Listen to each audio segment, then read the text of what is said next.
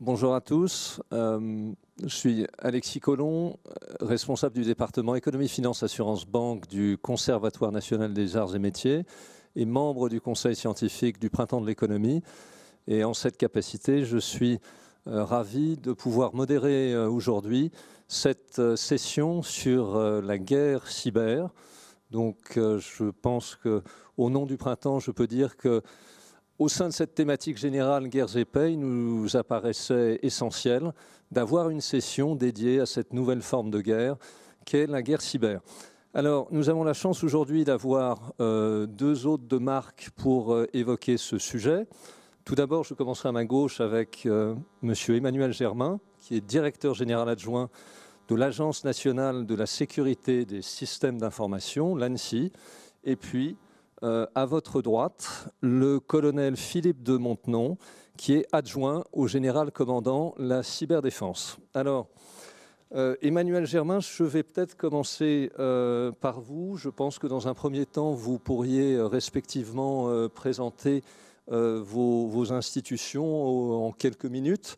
Donc, Emmanuel Germain, tout d'abord, vous êtes Saint-Cyrien, option sciences de l'ingénieur. Vous êtes docteur en droit public, titulaire d'un MBA d'HEC. Alors, officier des troupes de marine, vous avez effectué l'essentiel de votre carrière dans la filière des opérations en France et à l'étranger. Vous avez tenu des responsabilités de commandement. Vous avez aussi servi au ministère de l'Outre-mer en détachement à la préfecture de Mayotte de 2003-2006. Puis vous avez suivi une formation au NATO Defense College à Rome en 2014 et exercé des responsabilités au sein de l'état-major des armées dans les domaines capacitaires et opérationnels. Et alors surtout, aujourd'hui, vous êtes directeur général adjoint de l'ANSSI depuis le 1er novembre 2016. Je vais peut-être présenter tout de suite le colonel Philippe de Montenon avant de passer sur une présentation du rôle de vos institutions respectives.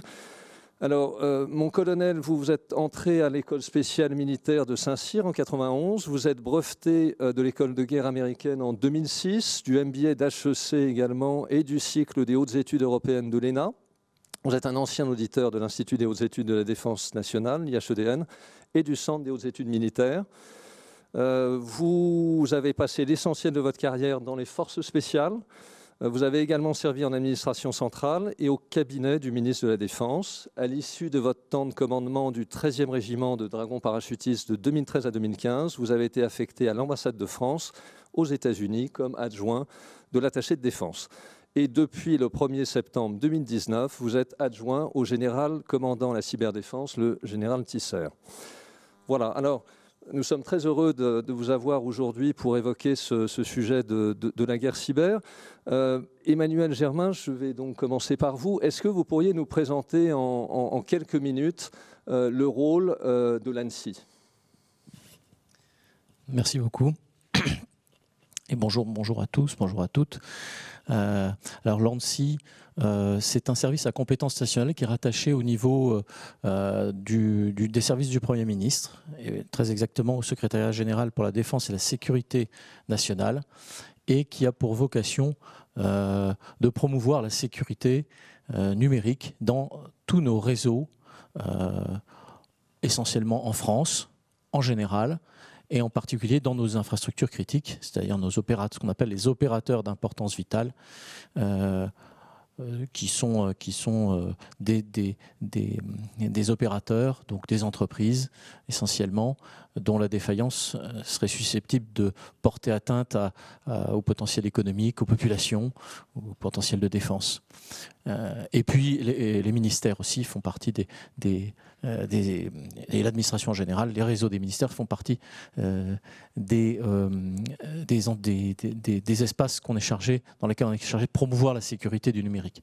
C'est une agence de 650 personnes qui a 3 grandes missions. Une mission de défense de ces opérateurs d'importance vitale dont je viens de parler, une mission de régulation qui vise à essayer de promouvoir par des décrets, par la contribution à l'écriture de textes de loi ou de textes de transposition de lois européennes par exemple, à essayer d'encadrer un petit peu la sécurité du numérique et la promouvoir. Et puis aussi par des labels, des certifications, des qualifications de prestataires, essayer de développer une culture de la sécurité et de répondre à un besoin du marché d'avoir des prestataires qui offrent des prestations commerciales de sécurité de haut niveau dans l'ensemble de l'économie, dans l'ensemble du secteur privé. Et puis une troisième mission, qui est une mission de sensibilisation, à laquelle je suis en train de me livrer aujourd'hui en vous parlant. Il y a un certain nombre de porte-parole dans l'ANSSI qui essayent de délivrer des messages. Et puis l'ANSSI a aussi créé un MOOC qui permet en 25 heures d'appréhender les sujets de cybersécurité de manière, et donc je vous le recommande, de manière un petit peu globale, un petit peu précise. Voilà. Voilà, vous m'avez dit 2 minutes, je ne m'étends pas plus. Et je rajouterai juste que pour faire tout ça, à l'ANSSI, il y a évidemment un grand centre opérationnel qui est capable de projeter des spécialistes avec du matériel sur des réseaux qui seraient attaqués, qui seraient bloqués, des victimes qui seraient en difficulté. On a à peu près, en 2019, on a eu 2200 signalements, on est intervenu, on a suivi 370 incidents, on est intervenu sur 26 cas particuliers où on a vraiment on a projeté du personnel. Voilà, ça fait quand même beaucoup, vous voyez. Ça veut dire qu'il y a la menace est importante, elle est un peu sous-évaluée, mais elle est importante. Et pour ça, il y a aussi des labos à l'ANSSI avec des experts de très très haut niveau qui font référence en France. Voilà. D'accord. Merci beaucoup pour cette présentation très, très synthétique. Colonel de Montenon, est-ce que vous pourriez nous présenter le commandement de la cyberdéfense ? Oui, bonjour à tous. Donc le commandement de la cyberdéfense, c'est un commandement militaire qui a été créé il y a 3 ans maintenant et qui est placé sous les ordres du chef d'état-major des armées, le général Lecointre. Son rôle, pour schématiser, c'est faire la guerre dans le cyberespace, mener des opérations militaires dans le cyberespace. Pour schématiser toujours, il a 2 missions essentielles, défendre et puis mener des opérations. Alors défendre l'ensemble des systèmes d'armes et des systèmes d'information des armées. Aujourd'hui, tous nos systèmes d'armes, tous nos chars, nos bateaux, nos avions, nos radars, bien sûr, sont numérisés, donc vulnérables à des attaques cyber. Et notre première mission, c'est de les défendre pour en assurer l'intégrité et conserver notre souveraineté. En fait, en cela, on fait ce que fait l'ANSSI rapporté à l'échelle des armées. Et d'ailleurs, on le fait en étroite coopération avec l'ANSSI pour qu'on soit en parfaite cohérence et plus fort dans ce domaine. Et puis, ça a été annoncé par la ministre des Armées début 2019, nous opérons dans le cyberespace, c'est-à-dire que nous avons la capacité à nous aussi mener des attaques face à ceux qui nous agressent dans l'ensemble du spectre du cyberespace. Pour cela, nous sommes dotés de moyens importants et la cyberdéfense, c'est l'une des priorités aujourd'hui de la défense. Ça a été marqué dans la loi de programmation militaire qui définit ce que la France souhaite engager comme moyen sur une période de 6 ans. Donc la loi de programmation militaire actuelle 2019-2025, elle érige la cyberdéfense en priorité. Elle nous dote d'à peu près 1,6 milliard de budget sur cette période. Et puis, nous passons de 3 500 à 4 500 cybercombattants, ce qui est assez considérable comme augmentation d'effectifs sur une période aussi courte. Au quotidien, ce que j'aimerais faire passer comme message aujourd'hui, c'est que la guerre dans le cyberespace, c'est une guerre d'aujourd'hui, ça n'est pas une guerre de demain. Si on regarde un peu l'histoire, on voit que l'homme a commencé par combattre sur la Terre, et puis ensuite on a eu des marines de guerre, et puis à partir du début du XXe siècle, on a eu une armée de l'air. Et bien, depuis quelques années maintenant, une dizaine d'années, nous faisons aussi la guerre dans le cyberespace pour être capable de conquérir et conserver la supériorité numérique. Et déjà, la guerre cyber est présente dans chacune de nos opérations militaires. Donc nous défendons, nous attaquons nos adversaires potentiels. Voilà. Et notre gros défi, c'est continuer à monter en puissance au rythme annoncé par la loi de programmation militaire, recruter, fidéliser une ressource humaine qui est toute nouvelle et dont on est en train de découvrir à quoi vont ressembler ces parcours de carrière. Ça marche bien parce que nous avons les moyens de le faire, parce qu'il y a l'enthousiasme et parce que la France, on peut dire qu'elle compte aujourd'hui dans les grandes nations mondiales du cyber. Merci beaucoup. Alors maintenant que le décor est planté, je vous propose peut-être, parce qu'on a plusieurs questions donc d'étudiants qui nous sont arrivées. Moi, je vais peut-être vous poser environ pour une demi-heure de questions qui me semblent importantes et que j'avais préparées. Et puis, nous prendrons j'ai un fil de questions ici. Nous prendrons des questions en temps réel. Une question générale sur la guerre cyber pour vous deux. Quand on fait un peu une littérature des ouvrages sur le sujet, vous avez des titres, La guerre permanente, vous avez La guerre sans frontières, vous avez... Est-ce que vous pourriez dire quelques mots sur les variations d'intensité, en fait, de cette guerre? C'est-à-dire, est-ce que c'est un bruit de fond permanent et nous, je dirais les néophytes comme moi qui sommes à côté du sujet, on ne s'en rend pas compte, mais il se passe énormément de choses et de temps en temps transparaissent dans les journaux, bien entendu, certaines attaques dont on entend beaucoup parler? Ou est-ce que sur, mon colonel, vous dites que ça fait grosso modo depuis 10 ans que ça dure de manière assez prononcée. Est-ce qu'il y a des variations d'intensité très fortes? Moi, je me souviens qu'en 2007, on nous a parlé, alors c'était plus peut-être du domaine de la cybersécurité. Il y a eu 3 virus, enfin, je me souviens de WannaCry, de NotPetya, il y a eu une succession en mai et juin 2017 d'attaques mondiales. Là, on a l'impression, c'est peut-être une impression totalement fausse, que les choses se sont un peu calmées, mais voilà, est-ce que c'est complètement trompeur? Et puis, mon colonel, vous le disiez, c'est vraiment des actions de guerre, donc on est dans des postures défensives, mais également dans des postures offensives. Est-ce que peut-être l'un de vous peut commenter ces variations d'intensité, je dirais? Alors, déjà, la notion de guerre, le mot guerre, c'est un mot valise, en fait. L'acception du mot guerre, évidemment, on est en guerre comme on est en guerre économique, comme on est en guerre contre toutes les atteintes qui sont portées à l'ensemble des activités humaines de la société. Alors, à ce titre, on est en guerre, oui. Et à ce titre, nos réseaux qui font fonctionner nos entreprises, qui font fonctionner l'ensemble de nos activités sociétales, eh bien, sont attaqués, parfois volontairement, parfois de manière collatérale et involontairement et indirecte, par des logiciels malveillants qui sont opérés par des gens qui sont plus ou moins malveillants. Alors, parler de guerre, il faut qu'on précise tout de suite ce dont il s'agit, parce que je pense que Philippe de Montenoy, lui, il fait vraiment la guerre avec des unités militaires. Il nous en parlera peut-être, mais la guerre, au sens où vous l'entendez, ça m'a l'air d'être quelque chose de beaucoup plus large. Et moi, ce que je vous propose, c'est peut-être de donner une petite typologie de ce qui se passe dans ce champ-là. D'abord, il y a 4 grandes files. On peut toujours faire des typologies très fines, mais moi j'en ai une qui est simple et qui a le mérite de pouvoir à peu près cibler de manière sommaire la situation observée quand on se retrouve face à un événement ou à une attaque chez une victime, par exemple. Les grandes finalités d'attaque, ce sont le sabotage, l'espionnage, l'atteinte à l'image et puis le vol. Voilà, ça c'est les 4 grandes catégories de ce qu'on observe sur les réseaux. Et qui sont les attaquants? Eh bien, ce sont soit des voleurs, soit des concurrents malveillants, soit des États ou des mafias organisées comme des États, ou alors des activistes. Voilà.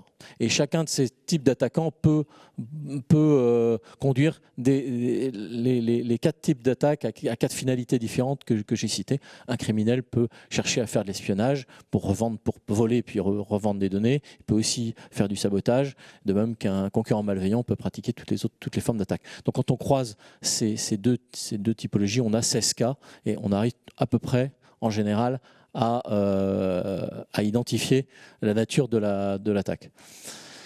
Voilà. Alors là, vous parliez de l'intensité. L'intensité, vous parliez de WannaCry, de NotPetya. En 2017, on a effectivement deux logiciels malveillants qui vont faire basculer un petit peu la perception qu'en avait à l'époque le public de ce que c'est que la menace cyber. WannaCry, c'est un logiciel malveillant qui se propage très très vite. C'est un rançongiciel et qui se propage très très vite dans les services de santé anglais, puis en Espagne, puis en France, puis partout dans le monde. Et puis on l'arrête très vite parce qu'il y a un chercheur anglais qui trouve le moyen de le désarmer. Mais ça a été très violent, très rapide et ça a touché tout le monde. Et probablement que dans les services de santé anglais, ou chez nous, je crois que Renault avait été touché. On a été perturbé. Heureusement que ça n'a pas duré longtemps. Et puis un mois après, il y a eu notre Petya. Notre Petya, finalement, c'est la première fois qu'on est victime d'une attaque de manière collatérale, dont nous n'étions pas la cible. En fait, l'attaquant a mis en place un logiciel malveillant qui se propageait aussi très vite, un peu comme WannaCry, c'est le même support, et puis qui chiffrait tout ce qu'il rencontrait. Et l'attaquant a commencé par attaquer les services fiscaux ukrainiens qui ont contaminé les entreprises étrangères présentes en Ukraine qui, par capillarité, ont contaminé leur siège. Donc, Maersk, le transporteur maritime, a dû s'arrêter, le FedEx aussi, pendant 15 jours, je crois. Et puis nous, on a Saint-Gobain qui a été touché. Alors, ils ont très bien réagi, ils ont circonscrit le problème, mais ça leur a coûté un peu d'argent. Et ça a été les Français s'en sont pas rendus compte parce que pendant l'été 2017, peut-être que les bricoleurs ont un peu plus de difficultés à s'approvisionner chez Monsieur Bricolage ou chez Point P. Mais globalement, ça a été très bien géré. Mais là, vous avez... Avec l'aide de l'ANSSI, je crois, non? Ah oui, alors là, l'ANSSI est intervenu, parce que pour nous, c'était un patient zéro, c'était très important d'aller voir ce qui se passait, pour voir ce qu'on pouvait faire pour mieux prendre en compte le phénomène et l'empêcher éventuellement de se diffuser ailleurs. Oui, donc l'intensité était très forte, puisque vous voyez, une entreprise comme Saint-Gobain, elle a été vraiment arrêtée pendant 15 jours. Et donc ça, quand une victime, et ça arrive, hein, il y en a régulièrement, on n'en parle pas parce que, par égard pour les victimes qui ne souhaitent pas forcément communiquer sur ces sujets, et c'est bien normal. Mais c'est une entreprise qui est arrêtée, dont le réseau est arrêté, elle perd de l'argent toutes les heures, elle perd de l'argent, il faut absolument reconstruire. Voilà. Donc ça, c'est un épisode violent qui, je ne sais pas si on peut ça s'apparente à une guerre, mais en tout cas, ça a la violence d'une action guerrière. Merci beaucoup pour cette typologie très claire. Vous m'amenez à une autre question qui a été posée par des étudiants et que je me tourne vers vous, mon colonel. Est-ce qu'il y a des règles en termes de guerre cyber? Vous évoquiez d'autres types d'armes, enfin il y a des conventions contre les armes chimiques, etc. Est-ce que pour la guerre cyber, tous les coups sont permis et c'est le Far West? Ou est-ce qu'il y a... Enfin, voilà, moi j'aurais tendance à imaginer que c'est le cas parce que je suis un peu sceptique sur certaines conventions qu'on voit aujourd'hui non appliquées. Mais voilà, est-ce que dans l'espace cyber, il y a des conventions internationales pour essayer de modérer justement l'intensité et les dégâts causés par les uns et les autres? En tout cas, entre États. Si je peux, avant de répondre sur la question du droit applicable au cyberespace, je vais dire un mot, moi aussi, de la question de l'intensité des attaques cyber appliquées au cas militaire. Parce que je crois que c'est important pour ceux qui nous écoutent et qui découvrent ce que c'est que la guerre cyber de bien réaliser ça. De quoi on parle? Qu'est-ce que c'est qu'une attaque cyber, par exemple? Alors, Gérard l'a parfaitement décrit et c'est quelque chose qu'on peut bien imaginer dans le cas civil. Mais bis repetitas placent, je vais vous dire comment nous, on décline cette typologie des attaques dans le domaine militaire. Lui a parlé de 4 catégories. Nous, on aime bien les chiffres un peu plus courts encore, donc je vais en décrire que 3. Donc, je redis, mais à peu près la même chose. Une attaque cyber, c'est j'entrave un système, c'est-à-dire je l'empêche de fonctionner ou je le casse à distance.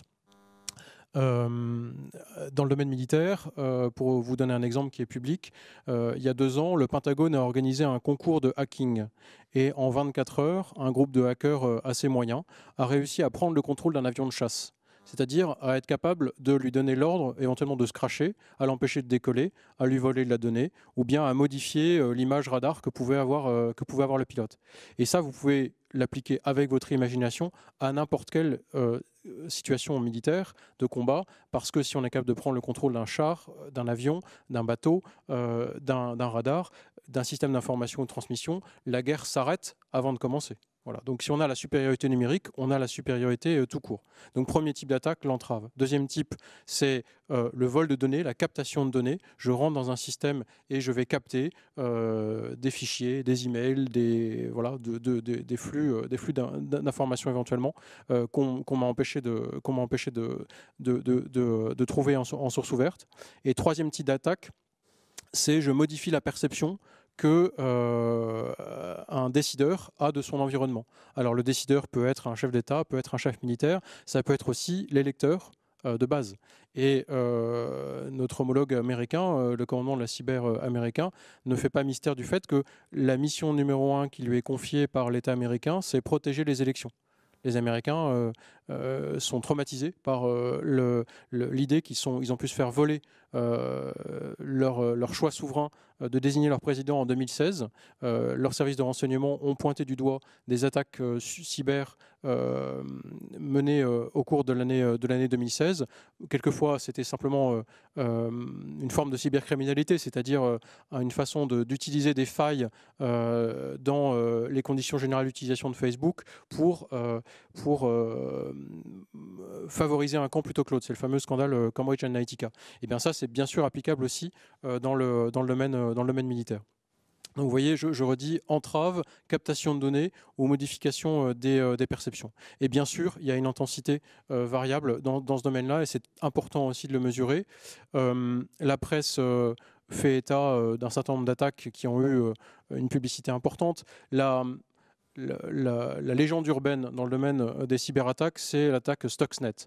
Donc, alors il n'y a pas de version officielle de l'affaire, mais en gros, l'histoire, c'est une puissance étrangère prend le contrôle de centrifugeuses d'enrichissement d'uranium iraniennes, les casse à distance pour retarder le programme nucléaire iranien. Et comment ils font ça? Ils réussissent à introduire un malware sur le système de contrôle des centrifugeuses qui va donner l'ordre aux centrifugeuses de se mettre en sur-régime tout en remontant l'information au centre de contrôle que tout va bien. On imagine toute l'ingénierie qu'il faut derrière et aussi tout l'appareil de renseignement humain qu'il faut pour arriver à comprendre ce système-là. Donc ça, c'est une attaque majeure, très visible. Ça peut s'apparenter à ce qu'on appelle un cyber Pearl Harbor, c'est-à-dire une attaque qui va paralyser une capacité majeure d'un système de défense. Mais il y a tout un ensemble d'attaques qu'on ne voit pas et que nous cherchons à détecter, parce que c'est celles qui sont les plus dangereuses. Parce qu'en fait, nos adversaires, pour arriver à être capables de nous neutraliser le jour où ils auront besoin de le faire, ils ont besoin d'être déjà présents sur nos systèmes d'information. Ils ont besoin d'avoir déjà pénétré nos systèmes pour n'avoir plus qu'à appuyer le bouton le moment venu. Et donc, un de nos rôles, c'est d'être particulièrement vigilant et de savoir détecter et déjouer ces attaques qui ne font pas de bruit, qui ont l'air d'être des attaques de basse intensité, mais qui pourraient déclencher le fameux cyber Pearl Harbor. Et alors, s'agissant des règles de combat, bon, d'abord, c'est à mon avis une vision qui, de façon générale, mais ça c'est une réflexion personnelle, est un peu dépassée d'imaginer qu'il puisse y avoir des règles dans la guerre. Au XXe siècle, on s'est fait la guerre avec les conventions de Genève. On a vu que ça n'a pas empêché des massacres et l'horreur absolue. Tout ce qu'on peut vivre depuis la chute du mur de Berlin, ce sont des situations de guerre souvent, mais dans lesquelles formellement la guerre n'est pas déclarée et donc le droit de la guerre ne s'applique pas, ou alors du moins nous sommes la seule partie à l'appliquer face au terrorisme par exemple qui n'a pas de règles propres. Alors s'agissant des règles du combat dans le cyberespace, nous avons quand même une vision française de la question. Elle a tout entière été exprimée dans un manuel qui s'appelle le droit international appliqué au cyberespace, qui a été publié par le ministère des Armées il y a à peu près un an, et qui définit comment nous voyons l'application du droit international au cyberespace, comment nous définissons la question d'agression armée en matière de cyber, la question de légitime défense, la question de due diligence, c'est-à-dire par exemple, nous sommes en France et une attaque est menée depuis notre sol, pas par nous, mais par des cybercriminels vers une puissance étrangère. Quelle est la responsabilité de la France pour faire cesser cette attaque? Tout ça est décrit dans ce manuel sur l'application du droit international au cyberespace. Ça fait écho à un manuel qui avait été rédigé par des chercheurs apparentés aux structures de réflexion otaniennes il y a quelques années, qui s'appelle le manuel de Tallinn. Et puis il y a aussi des réflexions menées dans le cadre de l'ONU sur l'application du droit international au cyberespace. Mais il n'existe pas aujourd'hui de convention de Genève du cyberespace. Juste pour prolonger ce que vient de dire Philippe, qui est très complet, c'est vrai que le document, et je le conseille à tous les spectateurs, il est très intéressant, il est très bien fait, il fait référence. En fait, les grands débats qu'il y a dans l'endroit aujourd'hui, c'est de savoir s'il faut adapter le droit international existant ou s'il faut créer un nouveau droit pour le cyberespace. Probablement un peu des deux. Le débat n'est pas tranché, c'est nouveau. Donc les juristes spécialisés parlent de ça et réfléchissent à ça. Voilà. Il y a une maïotique qui est en cours, qui débouchera dans les mois, dans les années à venir sur des choses nouvelles. Mais voilà. J'en profite pour resituer un petit peu encore par rapport à la guerre, ce que je disais tout à l'heure, que je n'ai pas dit, c'est que c'est évident, mais il vaut mieux le dire, la menace, elle est importante, vous l'avez entendu à travers ce qu'on a dit depuis tout à l'heure, mais à l'ANSSI, on a coutume de dire qu'elle est sous-évaluée parce que la plupart des victimes qu'on va voir, on se rend compte qu'elles sont toujours surprises par la violence, par l'innovation technologique des attaquants, et que bien souvent, en général, les victimes réagissent bien, mais elles ont été victimes, et donc elles ont été un peu dominées par les attaquants tactiquement, et n'ont pas forcément su se défendre contre des gens qui utilisent des armes qui prolifèrent, mais qui sont extrêmement performantes. Donc il y a une menace qui est un peu sous-évaluée. En tout cas, il y a un risque qui est très fort. On a coutume de dire à l'ANSSI que le risque, c'est la combinaison d'une menace, d'une vulnérabilité et d'un impact. Eh bien, il y a 10-20 ans, allez, on va dire il y a 20 ans, la menace était moins forte, il y avait moins d'attaquants. Les vulnérabilités, il y avait des réseaux, mais il y avait moins de code. Les vulnérabilités, elles viennent du code, elles viennent de la manière dont sont organisés les réseaux. Donc, c'était naissant, il y avait moins de vulnérabilités. Aujourd'hui, il y a beaucoup plus, quantitativement, de réseaux, de codes, d'objets qui sont connectés. Donc, il y a beaucoup plus de surface d'attaque. Et puis, il y a l'impact de la défaillance d'un système d'information il y a 20 ans n'avait pas la même conséquence qu'aujourd'hui. On voit bien qu'aujourd'hui, si on arrête le système d'information, eh bien on paralyse des pans entiers de la société. Voilà. Ne serait-ce que nos téléphones portables. Si vous perdez votre téléphone portable aujourd'hui, il y a plein de choses que vous ne pouvez plus faire. Donc on voit bien que la menace, que le risque s'accroît et nous pensons qu'il est sous-évalué. Voilà. D'accord. Merci beaucoup. Alors, ça amène 2 ou 3 questions à la volée, et vous pourrez peut-être y réfléchir, mais qui viennent d'étudiants. Il y en a une sur le levier et sur l'aspect RH, bien entendu. C'est une question que je voulais vous poser. Bon, comment est-ce que vous recrutez respectivement? Mais sur l'aspect levier, ce que vous évoquiez tout à l'heure, c'est assez terrifiant d'une certaine manière. On a l'impression que, si je parle sous votre contrôle, colonel, pour ce que vous venez d'évoquer, mais il n'est pas nécessaire d'être un hacker hyper sophistiqué pour être capable parfois de créer des dégâts. Et je crois que aussi à l'ANSSI, vous aurez peut-être cette vision. Donc, est-ce que, je dirais, le mythe que moi j'avais quand j'étais adolescent, vous savez, du petit hacker dans son garage, connecté avec son premier Apple, qui se connecte au Pentagone, etc. Est-ce que donc c'est un mythe urbain, ou est-ce que finalement, aujourd'hui, un individu informaticien avec des connaissances en informatique a la capacité de créer énormément de dégâts et de trouver des vulnérabilités sur des systèmes institutionnels, gouvernementaux? Vous évoquiez là, je crois, même la défense ou la NASA, enfin, etc. Est-ce que c'est finalement un domaine qui est assez terrifiant parce qu'un individu est capable de créer énormément de dégâts? C'est un peu ma question. Je commence sur celle-ci. Je ne suis pas moi-même un technicien et surtout pas un technicien de haute volée, mais la vision que j'ai de nos capacités RH en la matière me fait dire que, en fait, on a besoin de hackers de génie, mais ce n'est pas forcément les seuls à savoir réussir une cyberattaque. Les hackers de génie sont ceux qui vont réussir à développer le morceau de code qui va réussir à passer les défenses adverses. et il y a en permanence un jeu du chat et de la souris que on voit bien dans le domaine des antivirus qui sont remis à jour périodiquement pour arriver à contrer la menace à l'état de l'art. Il est très important qu'on connaisse l'état de l'art, et d'ailleurs ça fait partie des échanges essentiels qu'on a au sein de l'État français avec l'ANSSI, mais aussi avec des partenaires étrangers pour arriver à se communiquer notre vision de l'état de la menace et de ce dont sont capables les hackers adverses, qui n'ont pas tous d'ailleurs une formation scientifique extrêmement solide. Quelquefois, c'est juste des génies sui generis dans le domaine de l'informatique.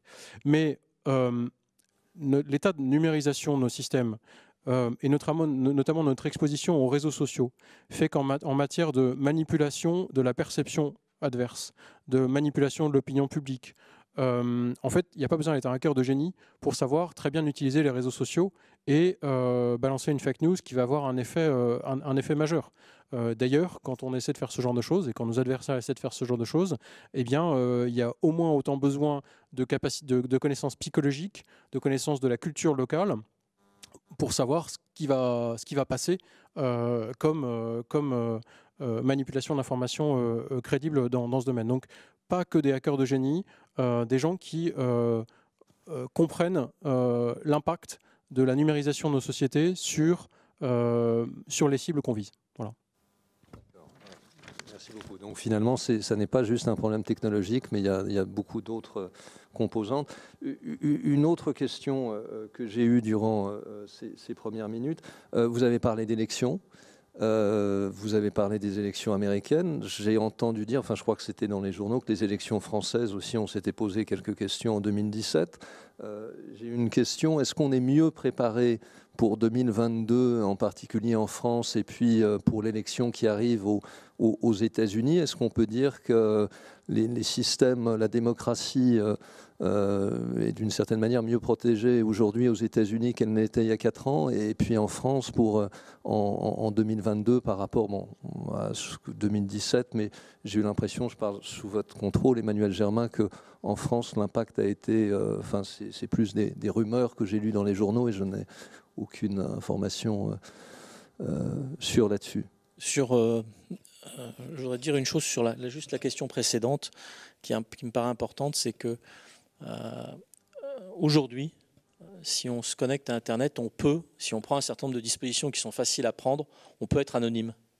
Et en fait, l'anonymat, c'est la porte de toutes les transgressions. Tous les policiers savent ça.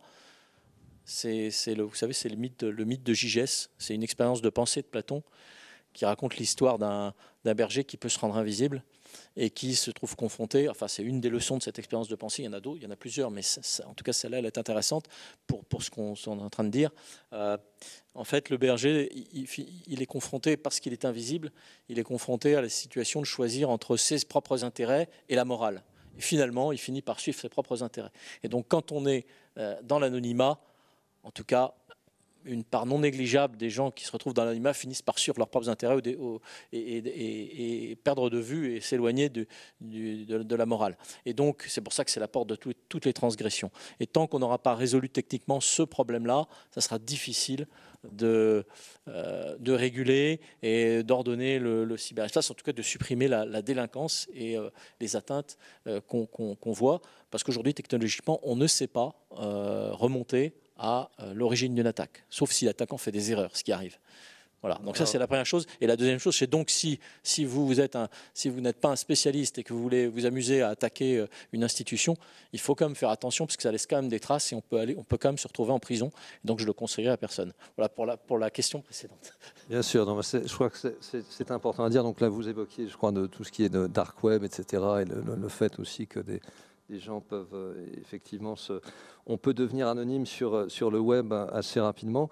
Vous avez évoqué une autre question qui était les responsables de ces attaques, je dirais une statistique à la louche, mais est-ce que en général on finit par les retrouver, ils sont punis, ou 90% restent finalement indétectés et peuvent les reproduire? je sais que alors, le travail de l'ANSSI, c'est d'identifier des modes opératoires, de les caractériser et de faire cesser les atteintes sur les réseaux, les attaques. Alors, quand on a effectivement caractérisé un mode d'action et qu'on a quelque chose à se mettre sous la main, on implique évidemment les services de sécurité et le parquet J3 du ministère de la Justice qui ouvre des affaires.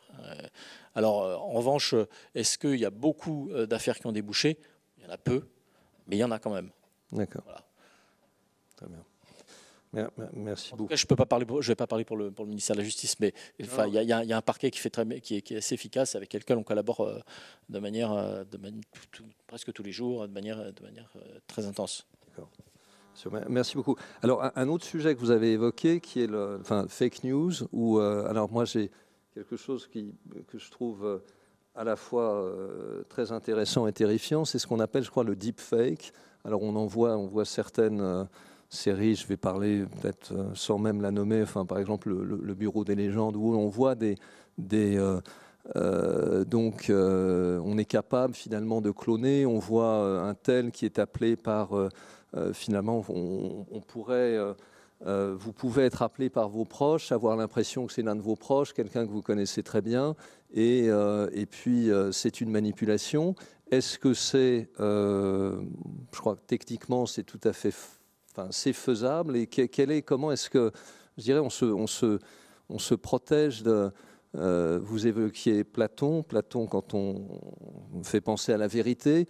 On avait reçu au CNAM il y a l'année dernière un professeur de Harvard dont la devise de Harvard, vous savez, c'est Veritas, la vérité. Aujourd'hui, dans le monde numérique, est-ce qu'il y a encore une vérité? Est-ce que le deepfake, c'est quelque chose d'extrêmement maintenant diffusé, et comment est-ce qu'on combat ce qui est considéré comme le deepfake, donc la capacité à impersonnifier quiconque?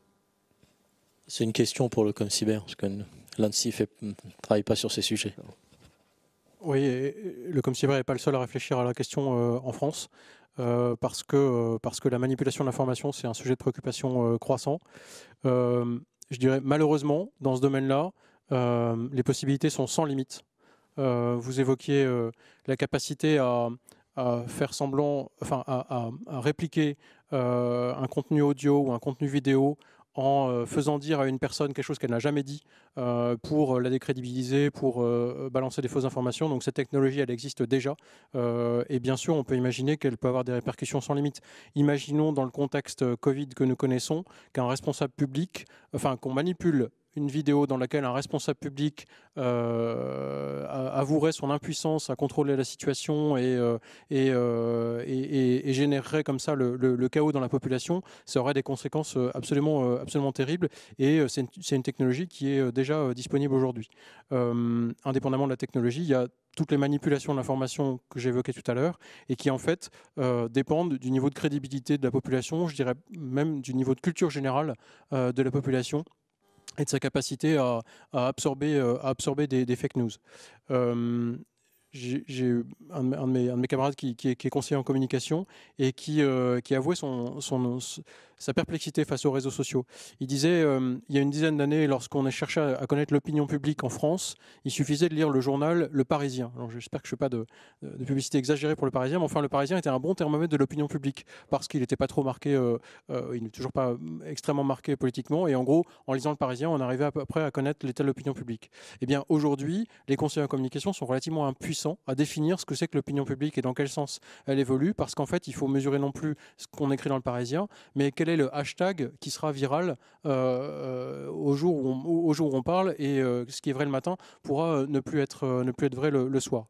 Donc tout cela, l'État français le prend en compte, et nous, au ComCyber, nous le prenons en compte pour ce qui concerne les opérations militaires, parce que les opérations militaires se mènent dans un environnement et au milieu des populations, et donc il est important de regarder à quel type de manipulation de l'information elles sont exposées.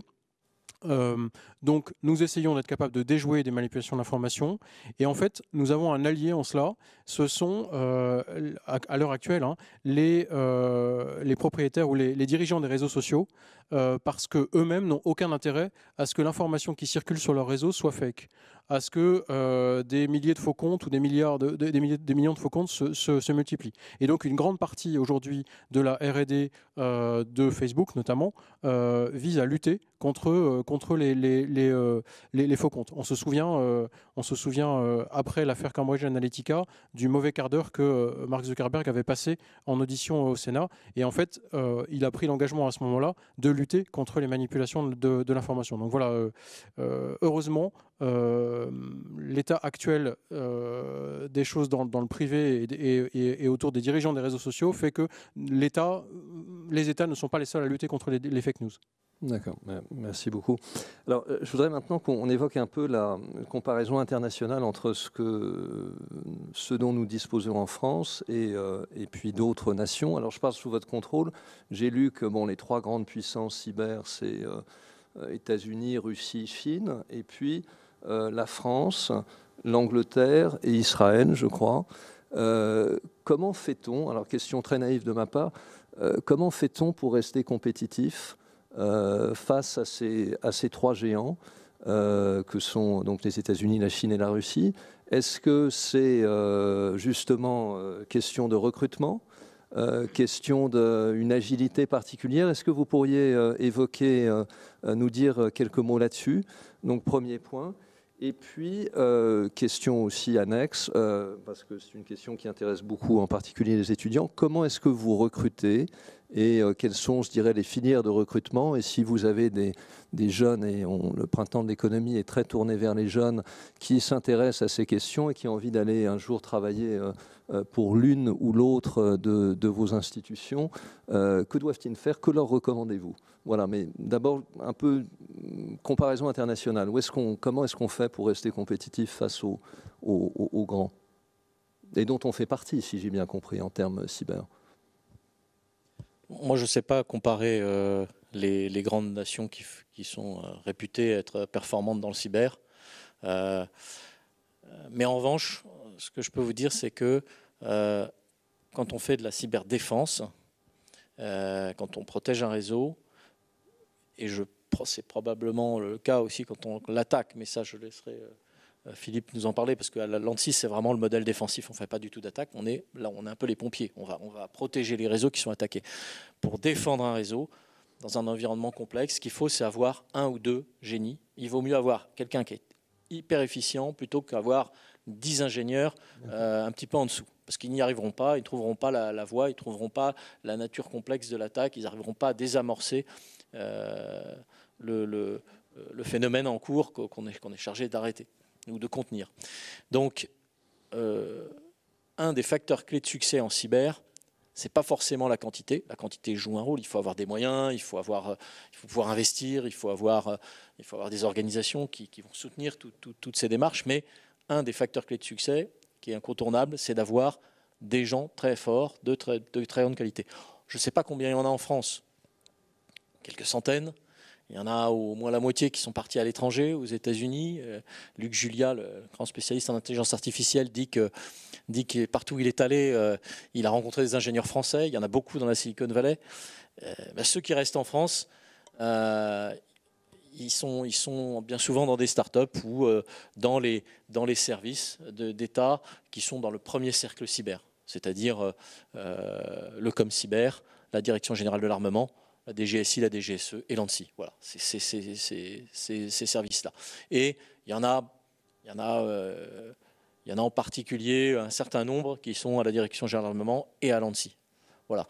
Donc c'est ces gens-là qu'il faut, c'est une ressource rare qu'il faut attirer, dont il faut prendre soin, et parce qu'elle est rare et puis parce qu'on en a besoin pour un jeune qui veut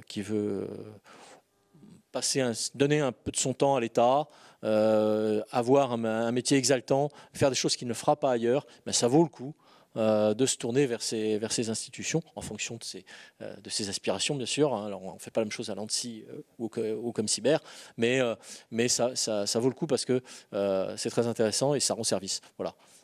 J'ai envie, question connexe, à l'ANSSI par exemple, quelle est la moyenne d'âge? Enfin, vous avez, je ne sais pas si c'est une statistique, enfin c'est en général, vous avez des... Je crois que Je vous ai dit qu'on était 650. Il y a 80% de contractuels à l'ANSSI. Donc, c'est pas une administration de fonctionnaires. C'est pas un service où il y a beaucoup de fonctionnaires. Hein. Il y a 80% de contractuels. La moyenne d'âge, alors, elle doit être autour de 35 ans. Et si on enlève l'encadrement, l'encadrement haut et un peu senior dont je fais partie, la moyenne, elle descend assez vite à loin de 30 ans. Voilà. Et effectivement, nos agents sont essentiellement soit des ingénieurs, soit des gens qui sortent d'écoles d'ingénieurs qu'on a sélectionnés et qui viennent faire 1 ou 2 CDD chez nous, soit des spécialistes en droit international, qui ont fait des écoles, des masters en relations internationales, en affaires publiques, en droit, ou en communication, et qui viennent constituer nos équipes, qui sont des équipes diverses, variées, voilà, et qui ainsi peuvent affronter l'ensemble du spectre des sujets qui sont posés à une équipe qui fait face à une cyberattaque dans une entreprise. Voilà. D'accord. Très bien. Merci beaucoup. Sur la question où se situe-t-on dans le classement des grandes nations cyber, d'abord, il n'y a pas de classement officiel et ce que vous avez évoqué, les 6 grandes nations du cyber, c'est quelque chose qui est assez communément admis. Et nous, on ne cherche pas à avoir la place de numéro 3 ou numéro 4 là-dedans. Ce qu'on cherche, c'est à être le numéro 1 face à une situation donnée, le jour où on aura besoin de vraiment défendre ce qu'on souhaite défendre, en particulier dans le domaine militaire. Et c'est une question de niche. Et quelquefois, on peut ne pas avoir tout le panel de la grande nation cyber, ou du moins ne pas avoir autant d'effectifs, par exemple, qu'une nation comme les États-Unis, mais être très bon dans un domaine donné, c'est ce qu'on cherche à conserver. Ce qu'on peut quand même garder à l'esprit, c'est que pour être une grande nation du cyber, il faut d'abord être une grande nation du renseignement. Et que une des raisons pour laquelle la France est dans le match aujourd'hui, c'est parce qu'elle a investi assez lourdement en matière de renseignement depuis une bonne quinzaine d'années. Maintenant, il y a clairement des questions d'échelle. Prenez par exemple le cas des Américains.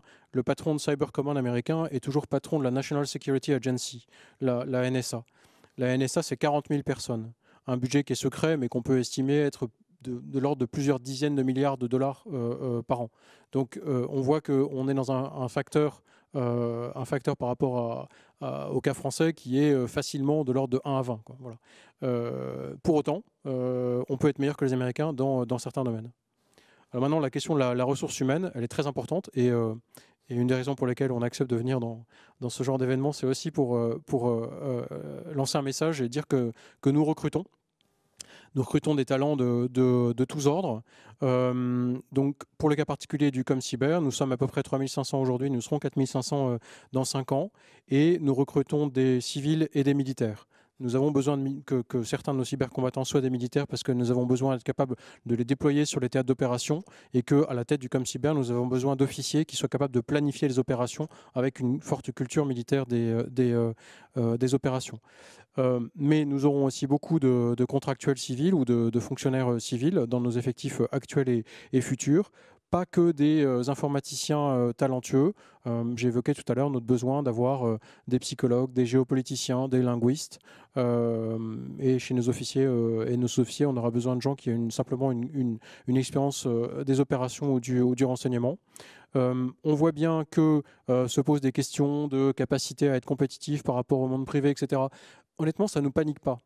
C'est-à-dire qu'on voit chez nos jeunes cybercombattants aujourd'hui, qui sont là depuis peu de temps, parce que par définition, on n'existait pas il y a quelques années, on voit des gens qui sont heureux de ce qu'ils font, qui sont heureux d'être utiles à leur pays, de travailler sur des technologies sur lesquelles ils ne travailleraient pas ailleurs, d'acquérir une expérience dont ils savent qu'ils pourront la vendre ailleurs dans le privé. Et puis la question de la rémunération, en fait, est pas un facteur extrêmement différenciant, et on pense être très compétitif, en particulier en début de carrière. On accepte très bien l'idée que les gens seront chez nous pour quelques années et qu'ensuite ils partiront dans le privé, quitte à rester réservistes chez nous, quitte à revenir plus tard. Voilà, donc les RH sont clés, mais pour l'instant, on n'est pas inquiet. D'accord. Donc finalement, si je comprends bien, on peut très bien aller travailler à l'ANSSI ou comme cyber et chez Google ensuite, ou dans l'ordre inverse d'ailleurs. Plutôt dans l'industrie française peut-être. Voilà. Très bien. Alors, on a différentes questions maintenant. Ce que je vous propose, c'est j'ai pas mal de questions qui m'arrivent d'étudiants, et donc je vais essayer de vous en transférer certaines. Donc, une question sur quels sont les principaux fronts où se passent les combats liés aujourd'hui à la guerre cyber. Alors, c'est peut-être... je ne sais pas ce que vous pouvez partager comme information là-dessus. Enfin, c'est là où il y a des théâtres, là où les forces françaises sont déployées déjà sur des théâtres d'opération qu'on connaît. Vous avez forcément une composante de guerre cyber. Ça peut être éventuellement, Emmanuel Germain, peut-être. Est-ce qu'il y a des... Alors je sais que c'est difficile, mais est-ce qu'il y a je dirais des pôles ou des régions du globe où on sait qu'il y a une tradition de hacking plus forte qu'ailleurs, et vous, Lancy, vous suivez en particulier, enfin bon, de toute manière c'est tellement distribué, je dirais, comme activité, mais voilà, où sont les fronts cyber aujourd'hui de la guerre cyber? Je peux juste, parce que Lancy travaille en France, sur le réseau français. On collabore beaucoup avec nos partenaires européens, évidemment, mais aussi avec nos alliés. Moi, je peux juste vous parler de la menace. Aujourd'hui, on a une émergence cette année. On a vu en 2020 une émergence de rançongiciels qui vise des grandes entreprises. Jusqu'à fin 2019, les rançongiciels visaient plutôt, jusqu'à mi-2019, visaient plutôt les petites et moyennes entreprises. On voit que la criminalité s'est organisée, s'est adaptée, et ils attaquent des grosses entreprises à des moments cruciaux de leur vie. Par exemple, 15 jours avant la présentation des comptes du trimestre. Ils demandent des rançons plus importantes. Voilà, on a une augmentation de cette forme d'attaque. On a aussi une augmentation des attaques sur les sous-traitants des infrastructures critiques, des opérateurs d'importance vitale. Parce que les opérateurs se protègent de mieux en mieux, et donc ça devient plus facile de passer par les sous-traitants et de rentrer chez la victime en passant par un de ses infogérants ou un de ses sous-traitants. Voilà ce genre d'évolution de la menace qu'on observe, mais géographiquement, on n'est pas capable, nous, d'attribuer des attaques. Techniquement, ce n'est pas possible. Donc, on observe des modes d'opératoire, mais on n'est pas capable de les attribuer géographiquement. Maintenant, mais ça, c'est la voie de Lancy, dans sa partie défensive. D'accord. Pour le ComCyber, le premier de nos fronts, c'est le territoire national. Et d'abord, c'est défendre nos systèmes d'armes et assurer leur intégrité de bout en bout, c'est-à-dire dès leur phase de conception chez les industriels. Et puis ensuite, il y a aujourd'hui de la cyberdéfense et de la cyberguerre dans chacune de nos opérations. Alors bien sûr, je ne vais pas les détailler ici, mais aujourd'hui, chaque fois qu'on aborde une situation opérationnelle, on se pose deux questions. Quelle est ma surface numérique ? Qu'est-ce que je vais exposer comme vulnérabilité à un attaquant cyber potentiel? Et quelle est la surface numérique adverse dans laquelle je dois opérer pour essayer d'atteindre mes cibles? Et est-ce que par une cyberattaque, je vais réussir à obtenir un résultat qui épargnera des vies humaines et qui évitera d'exposer des moyens militaires? D'accord. Merci beaucoup. Alors, on a une autre question sur pourquoi ne parle-t-on pas de la cyberguerre aux informations? Moi, je trouve qu'on en parle un peu, mais bon, je vous donne quelques questions à la volée. Quelle est la position des Russes dans le domaine de la cyberguerre? Y a-t-il des points communs entre la période d'aujourd'hui et celle de la guerre froide? Question très importante de souveraineté. Messieurs, comment est-ce que on parle d'attaques électromagnétiques, de systèmes, enfin, voilà, comment fait-on pour assurer l'intégrité de nos systèmes? Est-ce que ça veut dire avoir une filière souveraine du microprocesseur aux couches logicielles? Je ne sais pas si aujourd'hui on est en mesure de faire cela. Voilà, donc déjà quelques questions. Est-ce que vous voulez... Juste sur la question de qui nous attaque, je pense que ni Général Germain ni moi ne sommes en position de répondre. Voilà. Donc on ne parlera pas de pays étrangers dans ce cadre-là. C'est une décision qui revient à nos pouvoirs politiques de désigner un tel ou un tel. Donc voilà, désolé, mais dans l'état dans lequel on est, on ne peut pas répondre. Ce qu'on peut dire, c'est que arriver à savoir qui est derrière celui qui nous attaque n'est pas toujours évident. En fait, quelquefois, il y a de la cybercriminalité qui est liée à de la puissance publique. Et donc, il faut chercher longtemps pour arriver à établir un lien clair. Voilà. Et sur la question des filières d'approvisionnement souverain, oui, elle est clé. Et c'est une question qu'on se pose face à toutes les nouvelles technologies, la 5G, les ordinateurs quantiques, l'intelligence artificielle. Il est essentiel que si nous voulons garder notre souveraineté numérique, elle soit assurée de bout en bout tout au long de la supply chain, parce que si elle comporte des composants qui sont susceptibles de communiquer des informations vers l'extérieur, alors nous ne sommes pas pleinement souverains. C'est une question qui se pose dans un cadre français et puis dans un cadre européen. Est-ce que justement, d'ailleurs, vous pourriez dire quelques mots sur la coopération internationale là-dessus? Enfin, il me semble la France a un commissaire européen dans la personne de Thierry Breton qui est très au fait de ces sujets. Mais sur la coopération entre l'ANSSI et ses homologues européens ou dans d'autres pays alliés, est-ce que c'est très bien organisé? Vous allez forcément dire que c'est bien organisé, mais est-ce qu'il y a des choses, est-ce que vous pourriez dire deux mots de cette coopération internationale?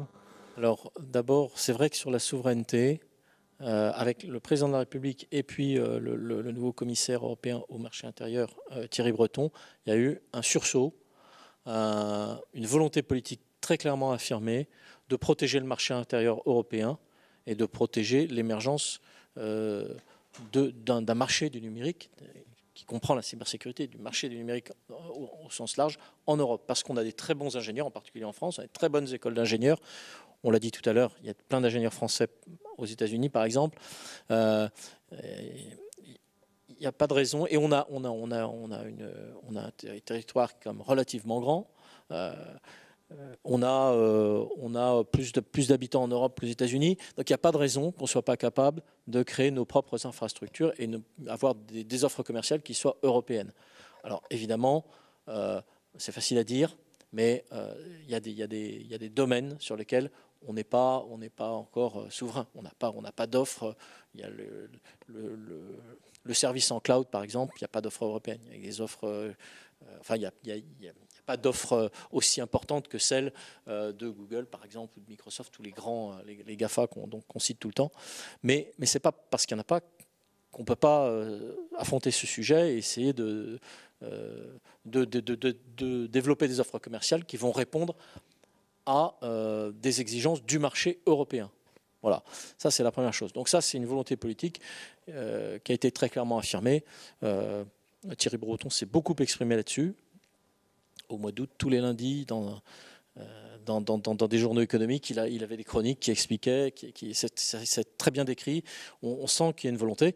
Il y a de l'argent en particulier, il y a de l'argent qui est fléché vers le numérique en Europe et en France, aussi dans le cadre du plan de relance, mais il y a un vrai effort. Donc pour moi, qui est fait, une volonté politique, plus de l'argent, plus des capacités qu'on a. Donc pour moi, le chemin vers la souveraineté, c'est ça. Et la souveraineté, pour moi, ça veut dire ça. C'est-à-dire protéger notre marché intérieur et faire bénéficier les Européens et les Français de nos richesses européennes et françaises, et pas seulement des grandes entreprises multinationales, qu'elles soient américaines ou chinoises ou autres. Voilà, pour la partie souveraineté. Maintenant, je crois que vous avez posé beaucoup de questions. Il y a des questions qu'on n'a pas traitées au début. Il y avait une question en particulier sur la position de la Russie et les analogies éventuelles avec la guerre froide. Ça c'est je crois, le colonel de Montenay. J'ai pas d'avis. Zelensky fait pas ce sujet. D'accord. L'importance du renseignement. Est-ce que une question sur les évolutions technologiques et votre articulation avec, je dirais, alors je ne sais pas si c'est une juste expression, mais le domaine de l'innovation dans le civil, toutes les startups, je dirais de manière simple, vous avez évoqué les États-Unis. Bon, je pense que j'enfonce une porte ouverte que de dire que le numérique américain ne serait pas là où il est actuellement s'il n'y avait pas eu la Silicon Valley. Vous avez en Israël aussi une vallée technologique particulièrement développée. En France, on a eu différentes initiatives. Moi, quand j'étais étudiant, il y avait Sophia Antipolis. Maintenant, il y a d'autres nouvelles initiatives. Est-ce que vous pourriez dire comment, c'est une question avec deux volets, une question sur la guerre cyber favorise-t-elle en fait d'une certaine manière l'innovation technologique et comment, c'est toujours le jeu du chat et de la souris si je puis dire, et puis comment est-ce que vos institutions se positionnent vis-à-vis des je dirais de l'innovation civile de manière plus large. Vous évoquiez, Emmanuel Germain, le fait, je crois, 80% de contractuels chez vous. Donc, est-ce que ça veut dire aussi que, en fait, vous êtes constamment exposé à un va-et-vient d'ingénieurs qui vont entre voilà, votre service et puis ceux de différentes startups? Et peut-être aussi une même question pour vous, mon colonel. Déjà, maintenant, il faut quand même qu'on parle aussi du campus cyber, qui est une initiative d'industriels français qui vise à créer un lieu totem du cyber, de la cybersécurité en France, dans une emprise qui sera à la Défense et qui vise à regrouper des startups avec des grandes entreprises, des investisseurs avec des gens qui cherchent à ouvrir leur capital, ou des entreprises qui cherchent à s'accroître, à se développer, des centres de réponse à incidents, des l'ANSSI, des agences nationales. Voilà, on a une initiative qui est née il y a presque un an maintenant, qui est dirigé par Michel Vandenberg, qui est le CEO, le directeur général de Orange Cyberdéfense, mais qui s'est dédié à cette tâche, qui en a reçu mission du Premier ministre, et qui est en train de réfléchir, de promouvoir et de construire ce lieu totem dans lequel on espère pouvoir répondre à effectivement des attentes de tous les acteurs de la cybersécurité en France. Voilà, à l'instar, et pour faire ça, évidemment, on est allé un peu voir ce qui se passait en Israël, à Beersheva, en Russie, à Skolkovo, mais aussi aux États-Unis. Et à chaque fois, on a essayé d'en tirer le meilleur, et puis on va essayer de créer quelque chose collectivement en France qui répondra à ça. Donc là, il y a une vraie volonté d'adhérer à justement à l'innovation. Et dans la cyber, l'innovation, les cycles sont très très courts. Ils sont de moins de 2 ans. Donc, vous l'avez très bien dit, effectivement, c'est quelque chose qu'il faut suivre de très près, et c'est quelque chose duquel il ne faut pas décrocher, sinon on est perdu. Voilà. Donc, effectivement, il y a une vraie démarche autour de l'innovation. Et forcément, qui dit innovation dit co-construction, dit brassage, échange, et à l'ANSSI, nos ingénieurs, jeunes ingénieurs qui font 1 ou 2 CDD, au bout de 5-6 ans, ils partent en général. Il y en a bien sûr certains qui restent, mais il y en a beaucoup qui partent voir autre chose dans le privé. Quitte à revenir après, c'est déjà arrivé, il y en a qui sont revenus déjà. Voilà. Donc pour la partie campus cyber et pour la partie innovation, ce que je peux dire. Mais alors, tout ça, c'est vrai aussi dans le domaine militaire. Bien sûr, nous avons aussi besoin d'être à l'état de l'art, et la réflexion et l'innovation, elles se trouvent surtout dans le civil. On peut citer 2 initiatives récentes qui sont pleinement actives maintenant. Le ministère de la Défense le ministère des Armées a depuis 3 ans maintenant une agence d'innovation de la défense qui bénéficie de procédures particulières, de budgets particuliers pour proposer des innovations. Et puis dans le domaine particulier du cyber, la ministre des Armées a inauguré l'an dernier à Rennes une cyberdéfense factory. Et en fait, c'est une espèce de pépinière de start-up. Nous accueillons des start-up que nous aidons parce que nous leur fournissons le gîte notamment. Et puis nous mettons à leur disposition un data lake, un réservoir de données sur lequel elles peuvent développer des produits, s'entraîner, et qui sont des données qui sont à peu près celles qu'on serait amené à manipuler dans le domaine de la cyberguerre. Pour l'anecdote, l'une de ces entreprises a été fondée par deux personnes qui, juste avant, étaient ingénieurs de l'armement. Et donc on voit qu'on est typiquement dans le modèle RH de personnes qui viennent passer un temps sous l'uniforme, au service de l'État, sous l'uniforme ou pas sous l'uniforme d'ailleurs, et puis qui ensuite partent vers le privé, et que ça ne pose pas de problème, et bien au contraire, puisqu'on les aide à démarrer leur entreprise. D'accord, merci beaucoup donc, à tous les deux. Donc en fait, beaucoup de mobilité, beaucoup d'initiatives aussi. Donc ça sera intéressant de donner des liens éventuels et de plus d'informations là-dessus. Puisque vous parlez de liens, le site de l'ANSSI est très riche. D'accord. Donc il ne faut pas hésiter à y aller. Il y a plein de choses. Je vous l'ai dit, il y a ce MOOC. Vous avez évoqué le MOOC en ligne, mais il y a plein d'autres sources qui sont très intéressantes. Il y a des bibliographies. On édite régulièrement un document. Enfin, on a édité cette année, et on va continuer à le faire, un document qui se veut scientifique et nourrissant, qui s'appelle Papier numérique. Mais il y a plein de ressources. Il ne faut pas hésiter à y aller. Ça répond en partie à certaines questions qui sont passées depuis tout à l'heure. D'accord. Merci beaucoup. Alors, autre question, je ne sais pas, sur un sujet plus sensible, mais dont on parle beaucoup actuellement dans les journaux, c'est sur la 5G. Est-ce que l'interconnexion de plus en plus d'objets avec la 5G et de plateformes facilitera considérablement les cyberattaques? Comment y faire face? Je ne sais pas si vous voulez dire deux mots là-dessus. Une question de Jean-Louis. Je suis désolé, je n'attribue pas toujours les questions parce que vous pouvez être 2 ou 3 à poser les mêmes. Voilà, mais est-ce que vous voulez dire... Ouais. Sur la 5G... Comment dire, la 5G, c'est lié aux objets connectés. Je fais juste un petit flashback. On a parlé de Far West tout à l'heure. Le cyberespace, c'est un peu la conquête de l'Ouest, en fait. On a un espace qui est vierge, qui n'est pas régulé, qui n'est pas organisé, en tout cas pas assez. Il n'y a pas encore de code de la route, où tout le monde ne le respecte pas, où il n'est pas encore, il n'est pas encore très normé. Et en plus, on ne sait pas où est la côte ouest. Parce qu'en fait, avec les objets connectés, le cyberespace n'arrête pas de grandir.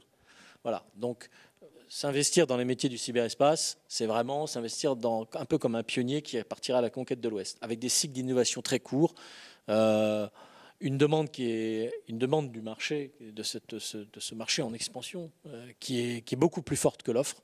Et donc, c'est passionnant. Donc, pour terminer un petit peu et rebondir sur l'innovation et parler du cyberespace, des objets connectés qui grandissent, c'est important d'avoir cette image-là en tête, je pense. Je parle de l'extension du cyberespace parce que effectivement la 5G, ça va permettre en gros d'avoir des liaisons qui seront beaucoup plus denses, beaucoup plus rapides, avec un temps de latence très faible.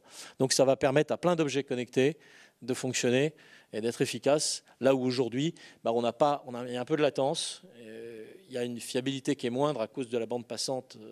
J'emploie des termes un peu techniques, excusez-moi, mais une bande passante qui est un peu faible.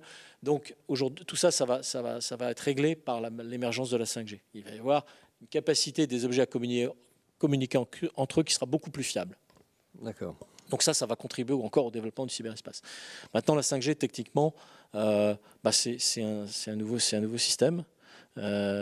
C'est pas une antenne de plus, c'est un nouveau dispositif avec une technologie un peu différente et donc qui apporte énormément de progrès, comme je l'ai dit, mais aussi qui apporte ses propres vulnérabilités. Donc techniquement, tout ça est étudié par les experts et devrait voir le jour dans les années qui viennent, évidemment. D'accord, merci beaucoup. Le colonel, non, vous voulez dire? Tout est dit sur la 5G et l'Internet of Things. D'accord, très bien. Justement, une autre question sur l'intégrité des systèmes militaires. Est-ce que j'ai un étudiant qui dit les lois de l'électromagnétique étant les mêmes dans tous les cas de figure, est-ce que quand on pense au système de communication militaire, et je crois qu'il fait peut-être référence à ce que vous évoquiez tout à l'heure sur cette image d'un avion de chasse quand même américain dont on prend le contrôle à distance, est-ce que ça veut dire que pour tous nos systèmes de communication, il faut utiliser, voilà, bien entendu, des protocoles propriétaires? Enfin bon, j'imagine, j'enfonce là aussi une porte ouverte, tout ça est très confidentiel, mais est-ce que vous avez les événements cyber récents vous poussent à développer au maximum des systèmes complètement intégrés propriétaires qui empêcheraient justement ces moyens de prise à distance, de contrôle à distance d'armes. Oui, bien sûr. Je redis, hein, aujourd'hui, tous nos systèmes d'armes sont numérisés, donc ils sont tous vulnérables. À partir du moment où un système, il n'y a pas besoin d'être connecté à Internet pour être vulnérable. À partir du moment où un système communique avec l'extérieur, il est susceptible de laisser entrer une cyberattaque. Et donc une cyberattaque qui va lui voler de la donnée, modifier la perception de son environnement ou l'empêcher de fonctionner. Alors, une partie de la question, c'était comment est-ce qu'on assure notre souveraineté à travers le design de ces systèmes. Et ben, c'est une vraie question d'actualité.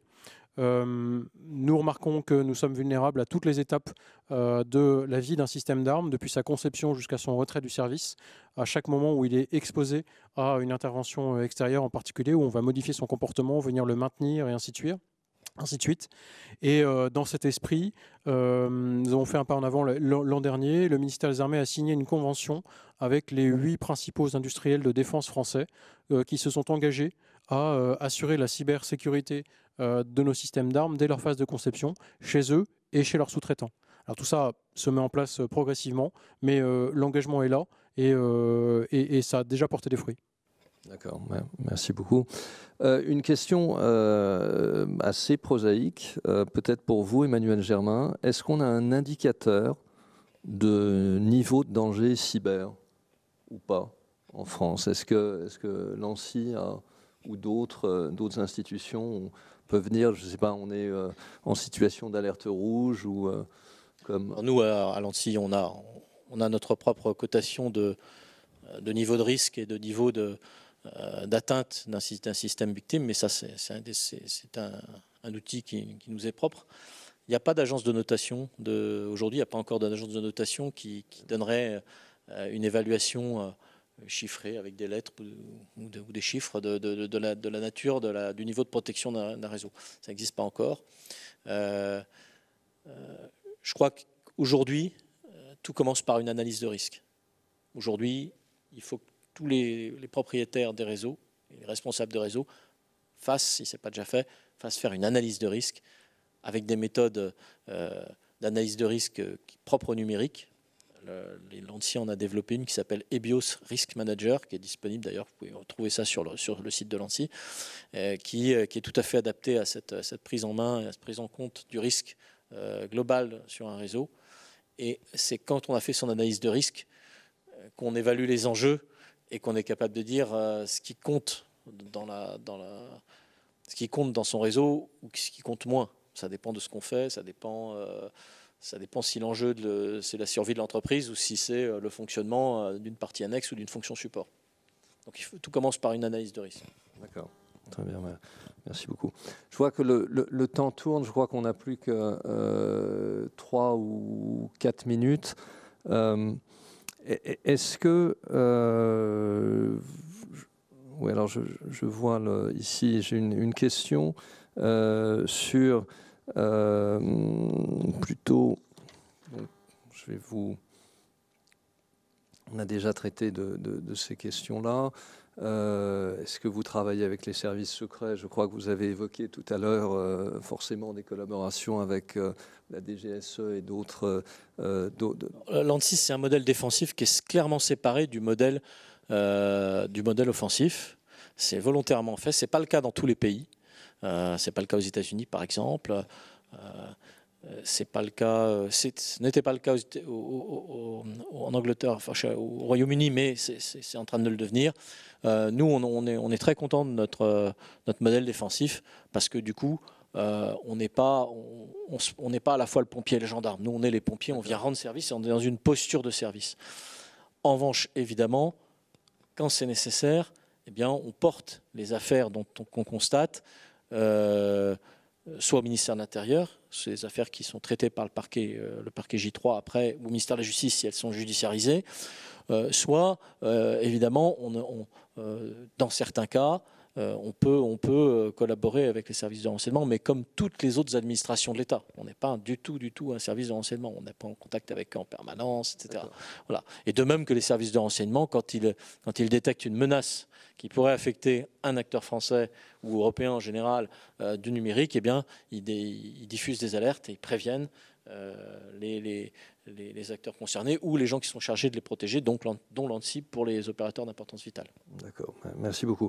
Alors on me dit que nous n'avons plus que 2 minutes, alors je me tourne vers chacun de vous. Est-ce que un mot de la fin pour chacun? J'ai trouvé personnellement que vous aviez fait des plaidoiries, je dirais malgré vous, mais très, très intéressantes et très enthousiasmantes sur les perspectives du cyber. Je vous en remercie. Moi, j'étais déjà convaincu par l'intérêt bien entendu, du cyberespace et je dirais, l'actualité qui est à la fois passionnante, mais en même temps, vous l'avez évoqué, via différentes attaques aussi, qui peut être assez terrifiante. Mon colonel, un mot de la fin sur... Peut-être trois idées simples. Un, la guerre cyber a commencé. Ce n'est pas une vue prospective dont on parle d'opérations qui ont lieu aujourd'hui. Deuxièmement, la France est dans le match, et c'est une bonne nouvelle. Et troisièmement, le commandement de la cyberdéfense recrute. J'espère que suite à ce genre d'intervention, on recevra encore plus de candidatures. C'est déjà le cas. Alors pour nous trouver, en fait, il faut aller en ligne. Et nous aussi, on a un site internet qui est beaucoup moins développé que celui de l'ANSSI, mais enfin qui est notre porte d'entrée vers le recrutement. Je demande pardon par avance à celles et ceux qui candidateront chez nous s'il y a un délai de latence entre le moment où ils candidatent et le moment où on leur répond, parce que on met du temps à traiter les CV, parce qu'on est en train de s'organiser. Et donc peut-être que ça va se compter en mois, voire en années, avant d'avoir une réponse. Il faut persévérer. D'accord. Merci beaucoup. Emmanuel Germain. En 2 mots, je dirais qu'il ne faut pas avoir peur de la cybersécurité. À l'ANSSI, on parle aussi en général de manière plus globale de sécurité numérique ou de sécurité du numérique. En fait, la transformation numérique de la société, elle a commencé en même temps que la cyberguerre, mais c'est extrêmement positif. Évidemment, on peut en avoir peur, il y a des métiers qui vont disparaître, mais il y en a plein d'autres qui vont se créer. La société se transforme, elle change, il y a des choses qui ne changent pas, mais il y a beaucoup de choses qui changent, en particulier pour les usagers, parce que le numérique modifie les usagers, apporte des nouvelles fonctionnalités, apporte des nouveaux services dans la société, et ça, c'est absolument génial. On est en train de vivre une conquête de l'Ouest. J'en ai parlé tout à l'heure, mais on est en train de vivre un nouvel élan, une nouvelle transformation, une nouvelle révolution. Je ne sais pas si c'est le beau mot, la révolution, mais en tout cas, une nouvelle évolution très très forte qui va modifier beaucoup de choses. Et je pense que ça, c'est vraiment enthousiasmant. Et il faut aller vers l'avant, il faut y aller. Pour les jeunes, en tout cas, il faut se lancer là-dedans. Le numérique n'est pas un métier d'expert, c'est un endroit où il y aura besoin d'experts il y aura des métiers d'experts, mais il y a aussi tous les métiers vont être représentés dans le numérique. C'est pas un milieu, c'est un substrat dans lequel on baigne tous. Et si on l'exploite, si on en fait quelque chose, on peut en tirer le meilleur. Voilà. Merci beaucoup. Je retiens d'ailleurs que de manière très claire dans ce que tous les deux vous avez dit, c'est que ça n'est pas juste un métier d'expert et d'informaticien de génie et de geek. Vous avez vraiment besoin d'une palette de compétences très, très variées.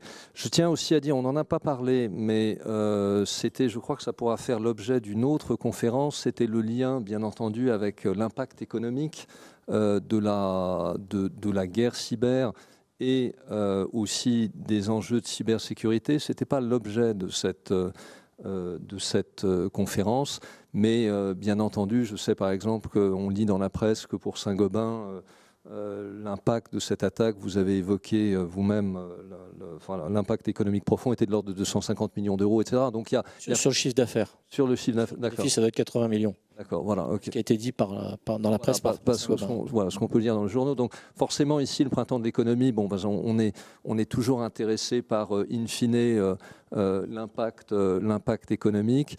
Je crois aussi que vous l'avez très bien évoqué tous les deux. C'est je dirais l'impact géopolitique. Vous avez évoqué les manipulations d'élections. Bon, là, on a les élections américaines dans quelques semaines. Ça sera très intéressant de suivre ce qui va se passer, bien entendu, avec encore une fois cette espèce de défiance sur parfois l'intégrité des systèmes. On lit beaucoup et donc on est rassuré de savoir qu'il y a des gens qui veillent à l'intégrité démocratique dans nos pays. Merci beaucoup à tous les deux. Et encore une fois, au nom du Printemps de l'économie, on a été ravis de vous avoir. J'espère que l'essentiel des questions auront été traitées. Peut-être on va passer les liens que vous avez évoqués, enfin vous l'avez dit, sur le site de l'ANSSI, sur le site du commandement de la cyberdéfense. Voilà, merci à tous et à l'année prochaine.